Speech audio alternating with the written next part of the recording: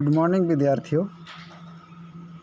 मैं Rajesh Kumharia, government higher secondary school Kapu से। मैं आप सभी के लिए एक पोएम का व्याख्या करने के लिए यहाँ पर एक टॉपिक लेकर के आया हूँ और उस टॉपिक का नाम है aunt Jennifer's tigers. Aunt Jennifer एक जगह बैठ करके टाइगर कपड़े में बुन रही है, टाइगर बना रही है और उसी के बारे में इस कविता में हम पढ़ेंगे। चलिए हम इसको लाइन बाय लाइन समझने का प्रयास करते हैं। Aunt Jennifer's tigers prance across a screen.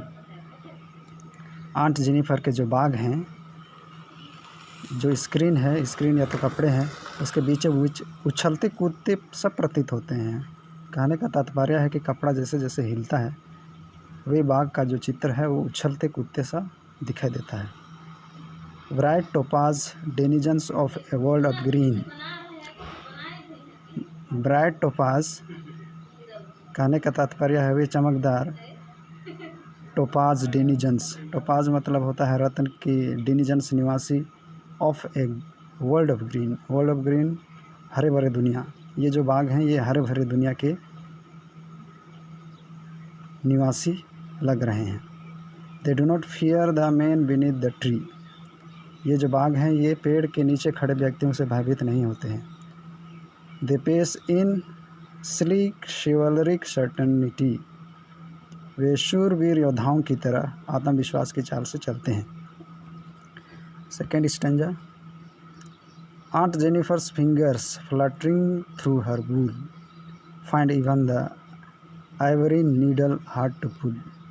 ये जो आंट जेनिफर है ये बहुत ही बुजुर्ग हो चली है और उसका जो उंगली है वो इन बाघों को बनाने में बहुत तेज़ी से चल रही है, लेकिन उसका जो उंगली है वो हाथी दांत की बनी हुई सलाई को मुश्किल से खींच पा रही है।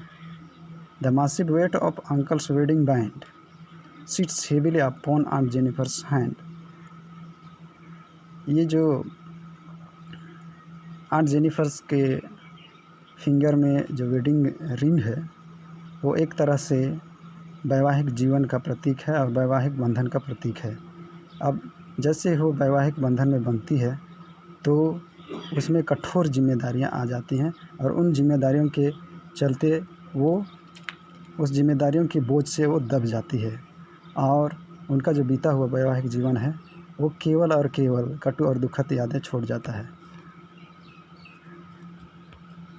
Next stanza.